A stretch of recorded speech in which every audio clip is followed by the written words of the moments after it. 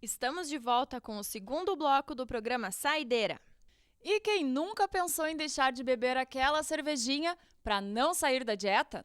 A nutricionista Daniela Roy veio até os estúdios do programa Saideira para falar das propriedades da cerveja e tirar todas as nossas dúvidas. Boa noite, Daniela. Boa noite, Carol. E a pergunta que não quer calar: a cerveja engorda?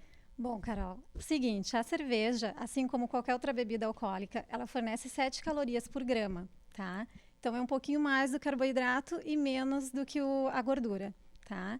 Um copo de cerveja tem em torno de 150 calorias, só que a gente consome muito mais do que um copo. E geralmente esse copo está acompanhado de comidinhas calóricas, né? É batata frita, amendoim, esse tipo de coisa. Então, infelizmente, ela contribui para o ganho de peso.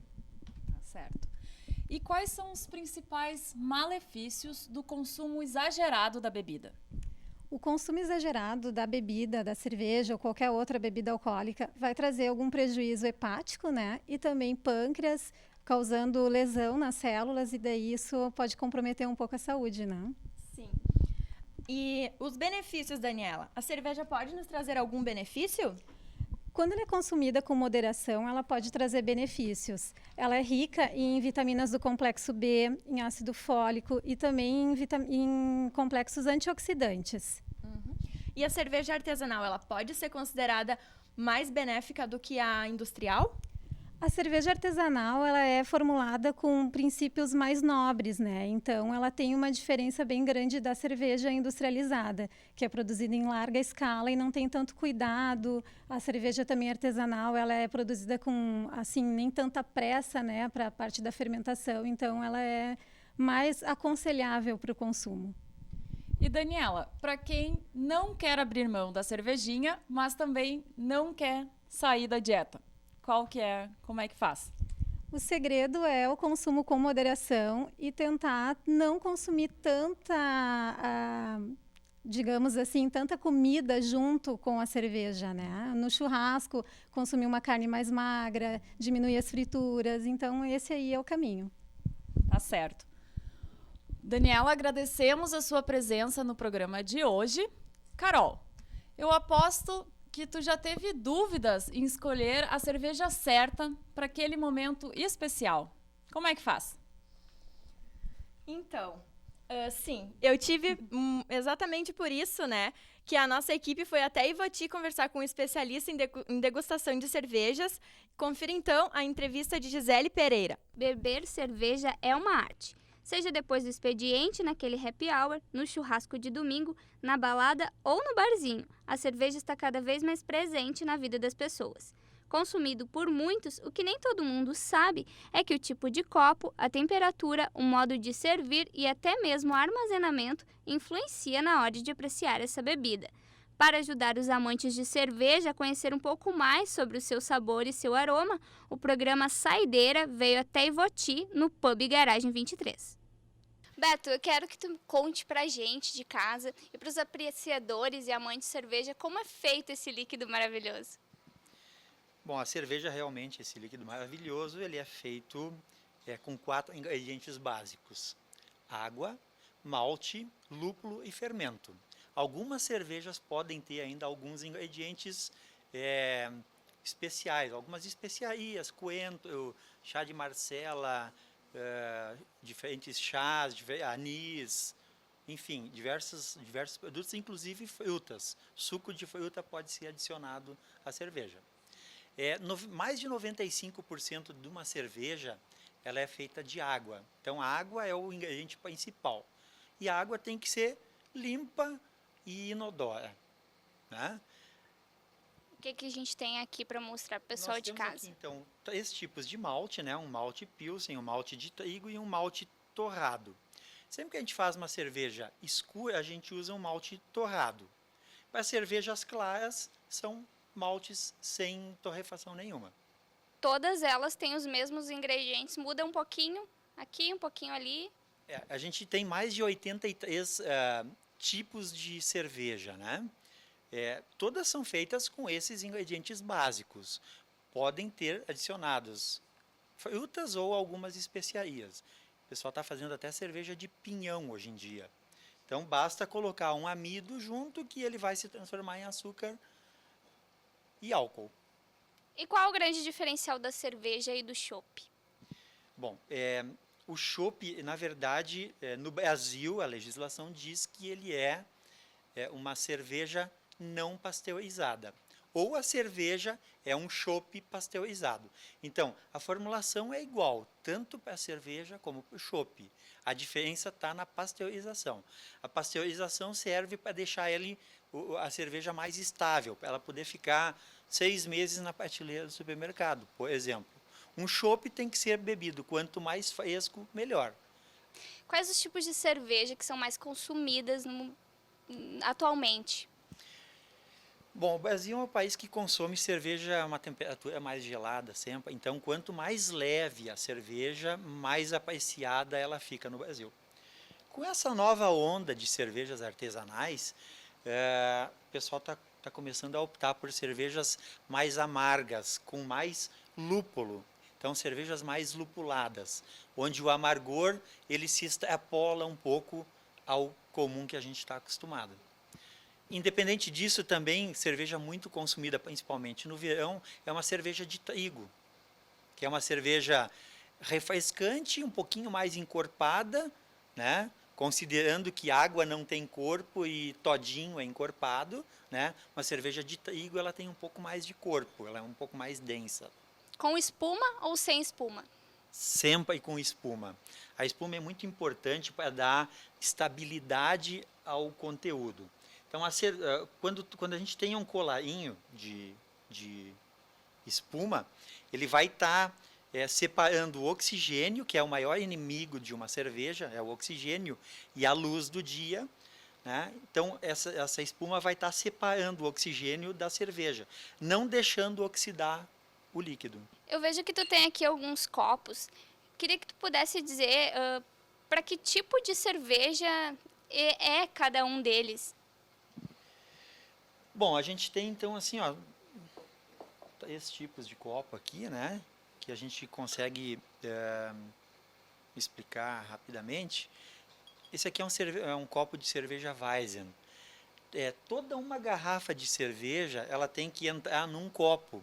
E no final tu tem que mexer o fundo da garrafa para entrar no copo todo o conteúdo de uma vez, para ela ficar mais uniforme. Então, o motivo do copo de Weizen ser maior é justamente caber a quantidade que está na garrafa no copo. Aí tem uns pints ingleses, né, tipo Guinness, assim, que ele tem um formato para não escorregar da mão quando bebe bastante, e um copo de parede um pouco mais fina, que são para tomar cervejas mais alcoólicas. Então, quanto mais fina a parede, mais a gente consegue aquecer a cerveja para ela chegar na nossa degustação numa temperatura mais aproximada possível para sentir todos os sabores que ela tem para nos dizer. E para quem bebe cerveja sempre, a Pilsen comum e quer começar a aperfeiçoar o gosto o sabor pela cerveja, tu tem alguma dica? Tenho. Que vá numa gôndola de supermercado e olhe a diversificação de produtos que a gente tem hoje em dia, né? E cada fim de semana leva 2 diferentes para casa para tomar e vão gostar bastante. O crescimento do consumo de cerveja é fruto da sofisticação da bebida. As cervejas artesanais atendem em cheio o público feminino que aprecia de uma forma mais sensorial o consumo de cerveja. Enquanto os homens gostam de beber em grandes quantidades, as mulheres optam por rótulos nobres e copos elegantes. Estamos aqui com o professor Raul Graff e com o consultor técnico em cerveja, Cristiano Sonksen, para saber mais o que acontece e por que então a mulher tem esse gosto mais refinado, ela prefere a cerveja artesanal à cerveja industrial. Eu creio que seja uma evolução não tanto de mulher como também dos homens, por uma preferência na diversificação, né? Tá? É que nem eu digo, é que nem receber de presente uma caixa de bombons cheia de bombons sortidos. A gente gosta de pegar lá o diamante ou de coco. Assim é com as cervejas também. Pelo fato de tomar uma Pilsen, de talvez tomar uma escura ou uma Weiss, é justo a maneira de diversificar, né? Que nem uma boa de uma saladinha. Tem que ter todo tomate, rúcula, não pode ficar só no tomate e cebola. Assim, então, eu vejo que não tenho certeza se as mulheres tenham mais preferências na diversificação do que dos homens. Né? Boa noite primeiro, né? Boa noite. Prazer estar aqui com vocês, ótimo. A nossa experiência como cervejeiro artesanal, né? Especialmente a minha em particular, ela é muito baseada no paladar da minha esposa. Né?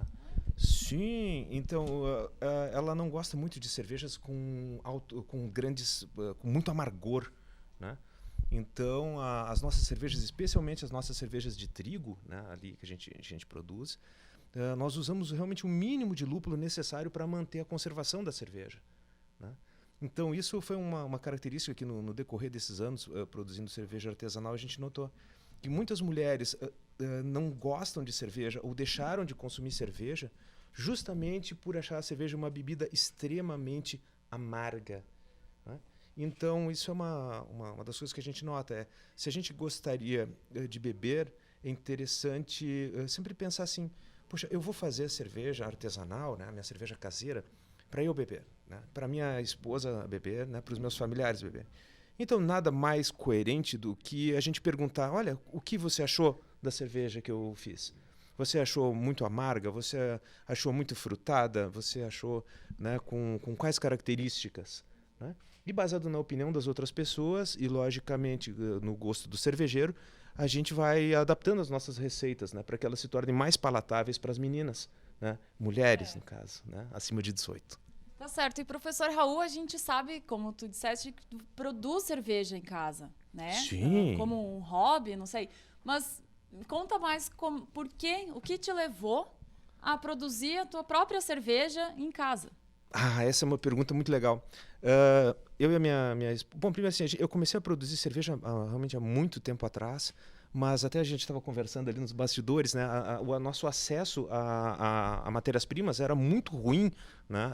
Antes, né, desse advento das novas empresas aqui no estado. Mas a gente começou a produzir mesmo e estabilizar nossas receitas a partir de 2008, quando eu e a minha esposa nós voltamos de uma viagem para a Europa e eu cheguei morrendo de sede aqui, né, no aeroporto, e eu fui reto num desses quiosques e pedi uma cerveja, né? E aí o cara me tirou um chopp, eu tomei um chopp e aquele negócio teve um gosto horroroso de veneno. Depois voltando da Europa, né? É justamente isso. E aí o que aconteceu, né? Eu cheguei para minha esposa e disse, nossa, eu não quero tomar isso. E ela, mas justo tu, que és, né, um bebedor de cerveja, né? Eu disse, pois é.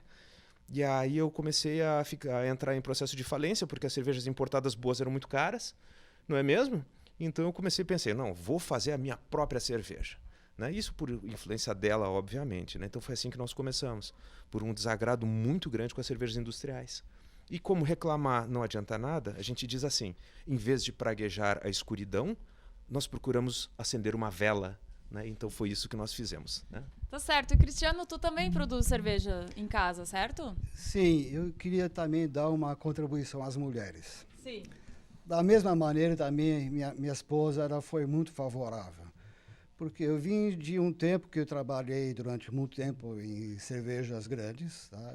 A minha vida profissional, eu comecei na Brahma, isso foi um pouquinho mais longe, em 1973.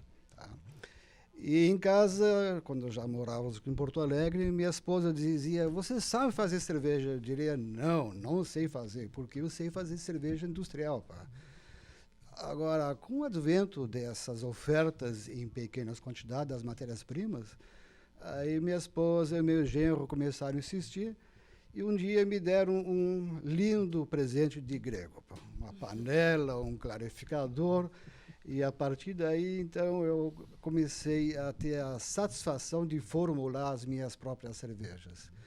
Porque quando se trabalha numa cervejaria de grande porte, a gente acaba seguindo a receita sem poder inventar. E aí, quando finalmente comprei o meu próprio moinho, a minha esposa disse, mas não foi uma grande aquisição. Disse, não, foi excelente, porque agora estou tendo a satisfação de poder formular a minha cerveja. E aí, então, a minha cerveja acabou sendo a minha, da minha esposa, dos meus filhos, genro e nora, e bom, meu pai. E Cristiano, a partir daí veio a formação. Como é que funciona essa formação de mestre cervejeiro? Então, vamos voltar para a Alemanha. Na Alemanha existe, no caso, eu me formei na Universidade Técnica de Munique, no campo de Weihenstephan. Trouxe aqui na frente um caderninho apenas para mostrar como é que se escreve esse nome, que para a língua portuguesa é meio complicado. Mas inicia-se pela exigência de ter um aprendizado prático de 2 anos. Isso é que qualifica a pessoa para entrar numa escola de cervejaria que acaba dando o título de mestre cervejeiro. Como também tem uma outra escola que já não é estatal, no caso a minha que eu estudei é estatal, existe outra que faz um curso também de duração de 1 ano, que também qualifica como mestre cervejeiro. E existem outras escolas menores sem nenhuma diplomação, eu não sei aí como é que é a certificação, mas tem várias, até pela Bélgica e Espanha, né? No Brasil, digamos, a escola mais séria sobre o assunto é a Escola Técnica de Vassouras, que está dentro do Senai, do Sistema das Federações das Indústrias, tá? Então, quem montou essa escola foi o incentivo da Brahma, Kaiser e Antártica, e hoje ela é até reconhecida também pelo governo da Alemanha. Certo, então. Nós agradecemos a presença de vocês aqui e o programa Saideira fica por aqui. Até a próxima. Só pra relaxar, canta na pressão. E toma uma gelada só pra refrescar. Caraca, moleque, que dia que é isso? Bota o pagodinho só pra relaxar. Só o praia, biquíni e gandaia. Abre uma gelada só pra refrescar. Tô com saúde, tô com dinheiro. E graças a Deus. Já meus guerreiros, tá tudo amado, um fogo estouro. Que eu já tô naquele pique de moleque doido. E quando eu tô assim, é só uma aventura. Tira a mão de mim, ninguém me segura. Corre comigo, que eu tô no brilho, que hoje eu vou me jogar. E quando eu tô assim, é só aventura. Tira a mão de mim, ninguém me segura. Corre comigo, que eu tô no brilho, hoje eu vou. E caraca, moleque, que dia que é isso? Bota o pagodinho só pra relaxar. E só o praia, biquíni e gandaia. Abre uma gelada só pra refrescar. E caraca, moleque, que dia que é isso? Bota o pagodinho só pra relaxar. E só o praia, biquíni e gandaia. Abre uma gelada só pra refrescar. Tô com saúde, tô com dinheiro. Graças a Deus. Que os meus guerreiros, tá tudo amado. Vamos estou, que eu já tô naquele pique de moleque doido. E quando eu tô assim, é só aventura. Tira a mão de mim, ninguém me segura. Cola comigo, eu tô no brilho, que hoje eu vou me jogar. E quando eu tô assim, é só aventura. Tira a mão de mim, ninguém me segura.